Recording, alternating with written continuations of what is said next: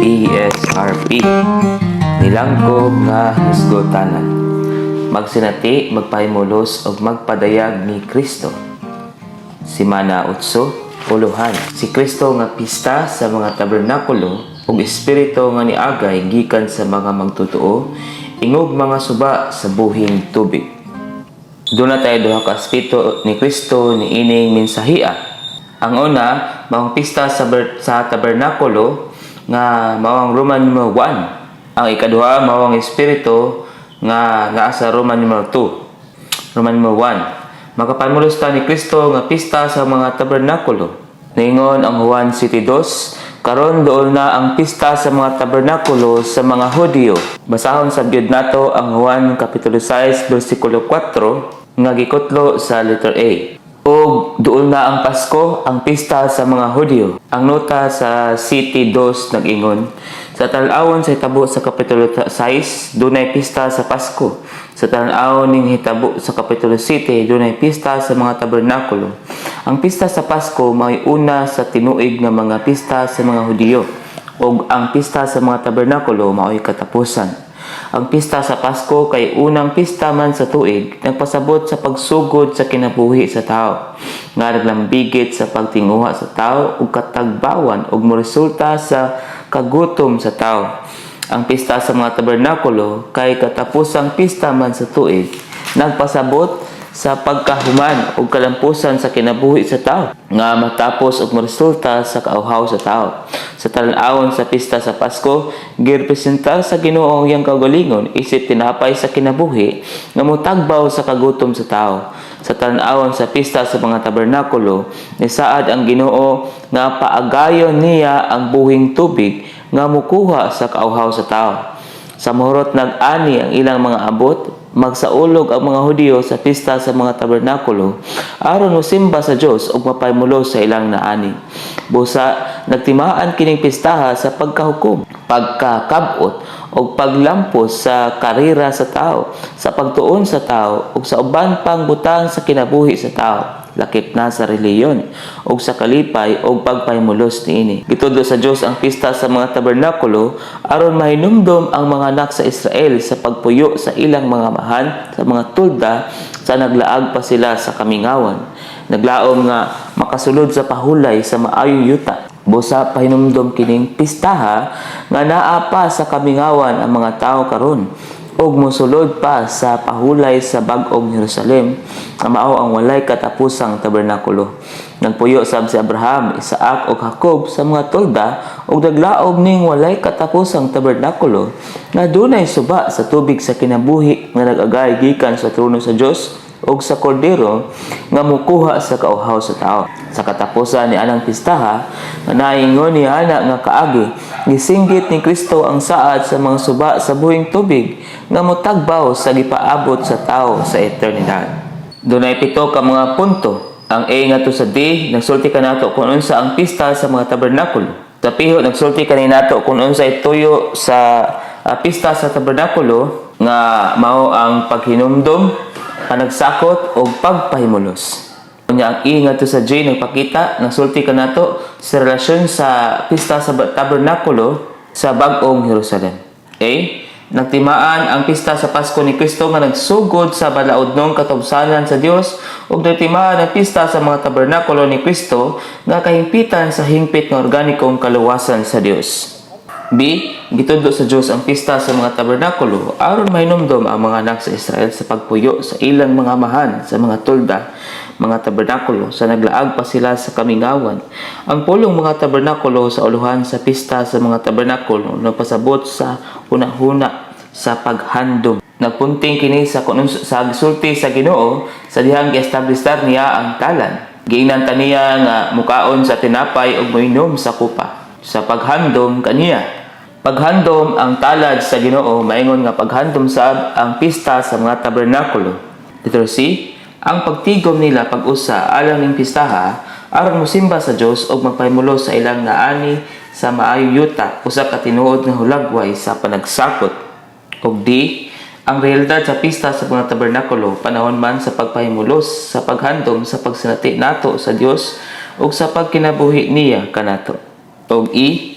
Ang pagpahimulos nato ni Kristo karon nga pista sa mga tabernakulo sa iniusang pagtigom nato alang sa panagsakot aron makapahimulos sa kadato ni Kristo nga abot sa mayong yuta. Nagpahinumdom nato nga naa gihapon ta sa kamingawan ug mosulod gyud ta sa pahulay sa bag-ong Jerusalem nga mao ang walay katapusang tabernakulo. Bantayan ning mga pulonga sa hiniusang pagtigom nato alang sa panagsakot. Ingog mga Kristohano, di ta makaingon nga nag-inusara ta o niya nakapahimulos ta.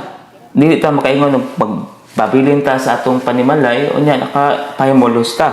Kinahanglan magkatigom kita. Bantay sad ang pulo nga nagpahinumdum. F. Ang bagong Jerusalem nga gihinganlag tabernakulo sa Dios paghandom man sa mga mananaog sa unang hugna sa bagong Jerusalem nga nagpuyo sab sila sa mga tulda nga nagkinabuhi sa yuta ingog mga langyaw ug mga dumuluong ug nagpaabot sa walay katapusang tabernakulo ang syudad nga tinukod sa Dios ang masig kapuloy-anan sa Dios ug tao. Ang unang ang nagpasabot nga dunay ikaduhang ang. Ang unang ang panahon sa millennium ug ang ikaduhang ang panahon sa eternidad. Alang sa mga mananaog ang unang ang unya kung butang makapahimulos niini kinahanglan mahimong bitang mga mananaog. Ang mga mananaog ug ang mga mananaog lang ang makahandom nga or makahinumdom kiunsa nila pagpuyo sa mga tulda sa ingog mga langyaw. Ang mga napildihan walay mahinumduman tungod kay sa dihang naa pa sila dinhi sa yuta wala man sila magpuyo sa mga tulda. Sama lang kini sa gisgutan sa alawiton sa 1137. Alawiton 1137 stanza 2. Hapit nang masayra nato bugkos siya pag ilang way makasama. Paghikap niyang nag-ayos kasubo dili na mahabati didto. Bisan unya sa pagdaig na mapuno wa nay mainitong ampo. Wa nay paglipay agi kasakitan. Way pagsalig sa kalisdanan. Way pagsalig sa kalistanan. Bisan unya dito purong-purungan wala na tay krus nga sugton. Tamis pakig-ambitay siyang pag-antos.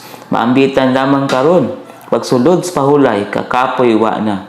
Walay mga pagsulaysab, di na maglisod, ni magsubo pa ba, o mag-antos alang niya. Stanza 4. Kadihits higayon nga mag-antos ta, o maulawan tungod niya. Daling mulabay ka ng higayon na, nga kaabag siya sa problema. Tanang di pagsinabtanay sa kaningaw, mga pagtamay mahanaw. Gimahal ko kining kabulahanan, kay tungod nini Ginoo, tamis kong mausa nimo. Stanza 5. Gipangandoy kong sayo kang makita, pagkaanindot gyud unta, apan di buot mulikay sa pagsulay, mawad-an sa atong sandurot. Kaloy og punas dakong gugma mo, magkinabuhi ranimo, aron di magmahay nga gipalabay ang higayon nako karon. Musa mga mananaog gyud unta ta karon nga nagpuyo sa mga tulda aron mianang panahona dunay tay daghang mga butang nga atong hantumon. Hebrehanon 11:9 nag-ingon tungod sa pagtuo ni puyo siya ingog langyaw sa yuta sa saad nga daw sa laing yuta nagpuyo sa mga tulda uban ni Isaac ug ni Jacob sa mga masigka manununod sa maura nga saad. Versikulo 10. Kay may namon siyang nagpaabot sa syudad nga dunay mga patukuranan nga ang arkitekto og magtutukod niini mao ang Dios. Busa dunay siyam ka mga punto dinhi. Ang 1 ug 2 mao ang kahulugan sa kinabuhi sa halaran ug sa tulda. Ang 3 ngadto sa 5 nagpakita kung giunsa pagkinabuhi ni Abraham sa kinabuhi sa halaran ug sa tulda. Ang 6 ngadto sa 9 nagpakita kung giunsa pagkahimong hulagway ang tulda ni Abraham tabernakulo nga gitukod ug mahimo sad nga gamay hulad sa bag-ong Jerusalem. Usa naglakbit asoy ang 9 nga sa pagkinabuhi nato sa tulda sa Kristiyanong kinabuhi nagpaabot ta sa kanasang-ang kahipitan. Dunay upat ka mga pag-ugma dinhi. Una ang tulda ni Abraham. Ikaduha ang tabernakulo nga gitugod sa katawhan sa Israel ug ang ikatulo mao ang Kristiyanong kinabuhi ug ang ikaapat mao ang bag-ong Jerusalem. Busa uno, kung buotang maglakaw sa mga lakang sa pagtuo ni Abraham, magkinabuhi kita sa Ginoo sa halaran o sa tulda. Hinuon si Kristo nga kinabuhi nato ug ang iglesia nga pagkinabuhi nato. Puno. A. Nagpasabot ang pagtukod og halaran nga alang sa Dios ang atong kinabuhi. Ang Dios mao ang atong kinabuhi ug ang Dios mao ang kahulugan sa atong kinabuhi. B. Nahimatuod ang pagpuyo ni Abraham sa tulda nga dili iya sa kalibutan. Nagkinabuhi noon siya sa kinabuhi sa dumuluong dinhi sa yuta. Ang pagtukod og tulda pagpahayag man nga dili ta iya ning kalibutana ug iya ta sa laing nasod. Sa basahon nga kinabuhi sa halaran o sa tulda, ningon si Brother Watchman unsa man ang tulda? Ang tulda butang nga maibot-ibot. Dili kini mo gamot sa bisan asa. Naagi sa halaran nakiglabot ang Dios kanato. Gibatukan ta sa Dios. Naagi sa tulda, gibatukan sa Dios ang atong mga katigayunan. Sa halaran gihalad ni Abraham ang tanan niya ngadto sa Dios. Nangkatan ba siya sa tanan niya bisan ang iyang mga bisti o iyang katigayunan? Wala. Naagi hapoy mga baka o mga karnero si Abraham. Ug daghan pang mga butang. Nahimo hinuon siya nga nagpuyo sa tulda. Ang dili mahurot sa halaran, butang lang o maampingan lang diha sa tulda. Makita nato dinhi ang prinsipyo. Ang tanang naa nato kinahanglan ibutang gyud sa halaran. Apan dunay painabilin kini nga mga butang nga alang sa atong kagamitan, apan dili kini alang nato kun dili ibutang kini sa tulda. Kinahanglan mahinumdom ta nga ang tanang butang nga dili moagi sa halaran, dili man gani mahimong maanaa sa tulda, apan dili tanang butang nga moagi sa halaran nga atong isipon. Tanan masunog yun sa halaran. Sa muhala ta sa Ginoo iyaning kuhaon o walay mabilin. Apan binlan sa Ginoo pipila diha sa halaran alang sa atong paggamit. Ang mga butang nga niagi sa halaran o alang sa atong paggamit maampingan lang o diha sa tulda. Ningon ang dos, isip tinuod nga mga kaliwat ni Abraham, mga magpapanaw gyud unta ta sa yuta nga nagbalhin og nagpatindog sa atong tulda sama sa gibuhat niya. Sa nagtukod na si Abraham sa iyang unang halaran, nagtukod sa ikaduhang halaran tunga sa Bethel ug Ai nga sukwahi sa usag-usa. A. Nagpasabot og balay sa Dios ang Bethel ug nagpasabot og bungdo sa mga linumpag ang Ai. B.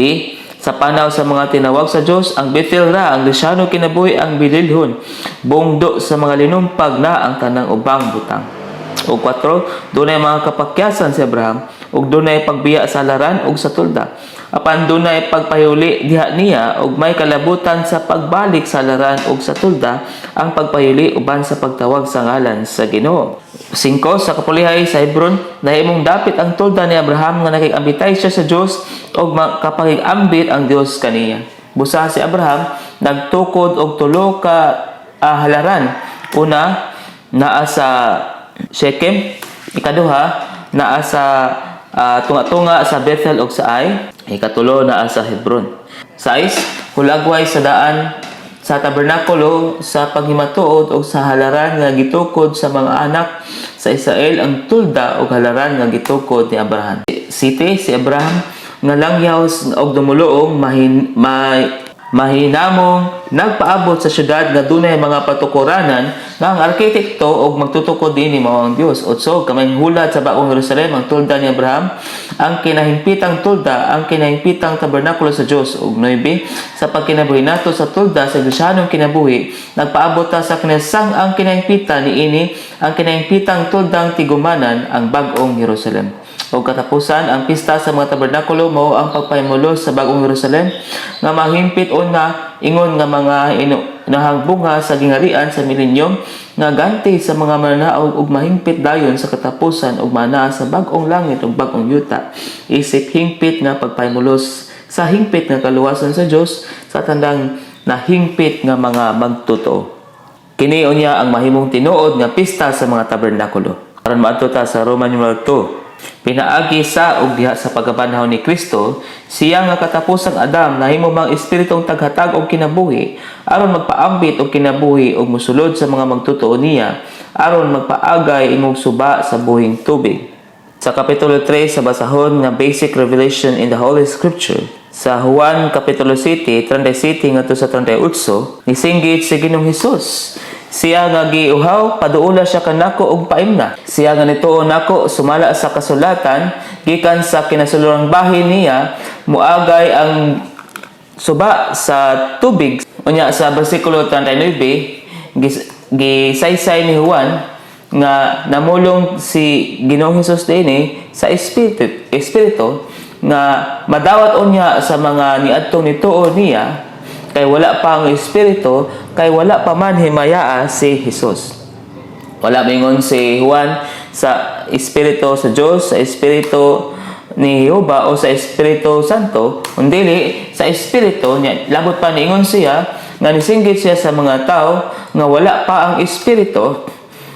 Ang King James Version nag-ingon nga wala pa gihatag ang espiritu, apan ang gihatag gisalot. Wala kini sa Griego nga pulong. Ang espiritu sa Dios naa sa Henesis 1. Ang espiritu ni Jehova ni dangat sa mga propeta sa daang tugon. Sa Juan Kapitulo 7, ang espiritu wala pa.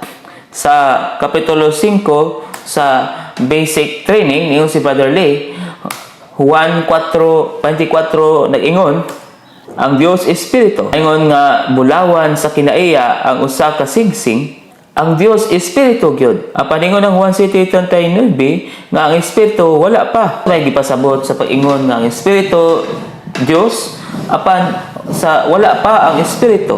Di ba Espiritu man ang naa sa Juan 4:24 ug ang Juan 7:39? Espiritu gyud. Ang Dios Espiritu. Ug naa na ang Espiritu sa nilabahing eternidad. Pag dunay kalainan ang Juan Kapitulo 4 ug Juan Kapitulo 7. Ang pag-ilustra sa paghimog ti makatabang kanato ini nga kalainan. Anilitan mo order ka og usa ka baso nga tsaa sa usa ka restaurant. Apan ang waiter naghatag nimo og init nga tubig ug tea nga tea bag. Niadtong higayon na makaingon ka nga ang tea wala pa. Apan sa ang tea mabutang na ngadto sa tubig nga ug mapabilin diha sa init na tubig sa pipila ka gutlo, doon na dayon kay tea. Naingon man sab ang Dios Espiritu, pansalaing bahin ang Espiritu wala pa. Ang pulong wala pa, nagpasabot nga naapay mahitabo sa Espiritu. Ang Dios naa sa naa nga Espiritu, apan wala pa ang Espiritu. Nagpasabot kini nga doon na pay idugang sa naa nga Espiritu aron himuon kining ang Espiritu. Bisan pa nga dunay paghisgot sa Espiritu sa Biblia, ang Juan 7:39 naghatag og makalibog nga mga pulong. Ang Espiritu wala pa. Kinahanglan nga mga tangtang ang mga taptap.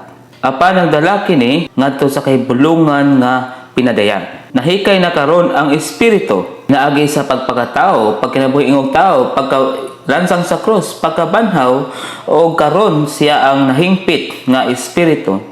Labot pa, kining espirituhan nagdalasab sa katawhan sa Dios, tinubos nga katawhan, pinaagi sa kahikayan, aron mahimong iyang kapikas.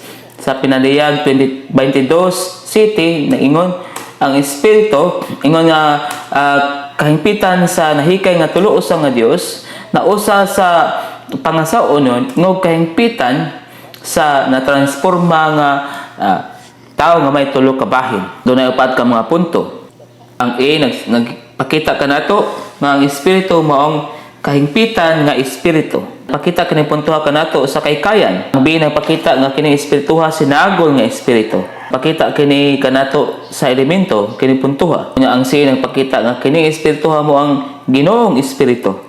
Ingon nga pneumatikong Kristo, napakita kini puntuha sa kagamitan sa espiritu. O ang letter D, mao ang atong panginahanglan sa pagkaila o pagsanati. A, ang espiritong taghatag o kinabuhi mo ang nahingpit nga espiritu, ang kahingpitan sa nahikay o nahingpit nga tuloos ang Dios. Uno, ang nahingpit nga espiritu mo ang tuloos ang Dios, human siya moagi sa kaykayan sa pagpakatao, pagkinabuhi isip tao, pagkalansang sa krus, ug pagkabanhaw. A. Mapatigayunon, dili iya sa pagkamao ang kahikayan giagian sa tulosa nga Dios aron mahimong espiritu. B. Nagpasabot ang nahikay sa mga lakang nga giagian sa tulosa nga Dios diha sa Dios tong pamatigayon. Nagpasabot ang nahingpit nga nakompleto na ang kahikayan o nagpakita ang pamulong ang nahingpit nga espiritu nga nahikay na ang espiritu sa Dios o nahimo ng nahingpit nga espiritu. Dos, sa wala pa gilansang sa krus si Ginoong Hesus og mabanhaw, wala pa ang nahingpit nga espiritu. Naa na ang espiritu sa Dios sukad sa sinugdan, apan wala pa ang espiritu nga espiritu ni Kristo, ang espiritu ni Hesukristo sa panahon sa Juan City 39 kay wala pa man mahimaya si Ginoong Hesus. B. Nahimaya si Ginoong Hesus sa nabanhaw na siya. Ug pinaagi ning paghimayaan nahimong espiritu sa pagkatao gilansang sa cross ug nabanhaw ang Hesukristo ang espiritu sa Dios. C. Ang katapusang Adam nga mao si Kristo diha sa nahimong espiritu taghatag og kinabuhi diha sa pagkabanhaw. Sukad niadto na nay Dios nun og tawhanong mga elemento ang espiritu ni Hesukristo, lakip na ang realidad sa pagpakatao, pagkalansang sa cross ug pagkabanhaw ni Kristo. Og 3, giginhawa sa anak ang nahingpit nga espiritu nga balaang gininhawa ngadto sa mga tinun-an diha sa pagkabanhaw. Gipadayag sa ebanghelyo ni Juan nga nahimong unod si Kristo aron mahimong kordero sa Dios ug nga sa pagkabanhaw nahimo siyang espiritong taghatag og kinabuhi. Busa sa pagkabanhaw niya giginhawa niya ang iyang kaugalingon isip na hingpit nga espiritu ngadto sa mga tinun-an. B. Ingon nga espiritu giginhawa siya ngadto sa iyang mga tinun-an. Ingon nga espiritu makapuyo siya kanila ug makakinabuhi sila. Pinaagi niya ug uban niya ug makapabilin siya diha nila ug makapabilin sila diha niya. C. Ang Kristong niginhawa sa iyang kaugalingon ngadto sa mga tinun-an mao ang espiritong taghatag og kinabuhi. Kining puntohan napakita nga siya ang nahikay og nahingpit nga espiritu. B. Ang espiritong taghatag o kinabuhi mao ang sinagol nga espiritu nga gilagwayan sa sinagol nga lanang igdihog ug sa mga sangkap niini. Unsa man ang mga panakot. Uno, nagulagway ang lanang uliban sa espiritu sa Dios nga may pagka Dios. Dos, nagulagway ang mira sa bililhong kamatayon ni Kristo. Tres, nang timahan ang kanila sa kahumot ug pagkaepektibo sa kamatayon ni Kristo. 4. Nagtimaan ang kalamo sa bililhong pagkabanhaw ni Kristo. 5. Nagtimaan ang kasya sa nag-abog nga gahom sa pagkabanhaw ni Kristo. Musa karon kining espiritu dili lang nahingpit kundi ang igdihog nga espiritu, sinagol nga espiritu nga may pagkatao, pagka Dios nun, kamatayon ni Kristo, pagkatamis sa iyang kamatayon o pagkabanhaw, gahom sa iyang pagkabanhaw. Ang C. Ang espiritong taghatag o kinabuhi mao ang Ginoong Espiritu ang nimatay ng Kristo aron metabolikong matransforma ang mga magtutuo ug motubo ug matukod ang lawas ni Kristo. O D. Ang nag-agad ang normal nga Kristohanong kinabuhi sa pagkaila o pagsanati nato ni Kristo kon sa Espiritu. Kung walay Kristo nga espiritong taghatag og kinabuhi, dili gyud ta makasinatig bisan unsa sa Dios sa pamatigayon niya. Usganon kining pagpumulunga nga kung walay Kristo nga espiritong taghatag og kinabuhi, dili ta makasinati sa bisan unsa sa Dios sa iyang pamatigayon. Kay ang tinuod nga pagsinati sa Dios, pagsinati man sa organiko niyang kaluwasan, sa iyang pag-anak niya nato pag-usab, sa pagbalaan niya kanato, sa pagbag-o nato, pagtransforma nato, pasama nato niya o paghimaya nato. O kini tanan may kalabutan sa espiritu. Dili kini pagwagtang o sa kabutang o pangitaon ng butangan. Pangitaon o niya ayuhon. Butang kini nga nasinati sa mga daang tugon, mga tao sa daang tugon. Bisan man ngani ug walay espiritu. Sa 1995 Chinese Speaking Conference, ang katapusan nga key statement mao ang kaluwasan sa Dios uban ni Kristo ingon nga sentro. Ang lawas ni Kristo ingog linya, unya ang bagong Jerusalem ingon nga tumong. Ug hingpit nga matuman kani sa espiritu nga taghatag og kinabuhi. Busa kon wala espiritu, ang espiritu ni Kristo, ang pagkahimaya ni Kristo, wala pa mabanhaw, dili ta makasinati sa organikong kaluwasan. Apan karon ang espiritu nahikay na, nahingpit na og nahimo na sinagol og karon nahimo ng Ginoong Espiritu. Busa karon kinahanglan masayod ta makasinati ning tanang aspeto sa organikong kaluwasan sa Dios.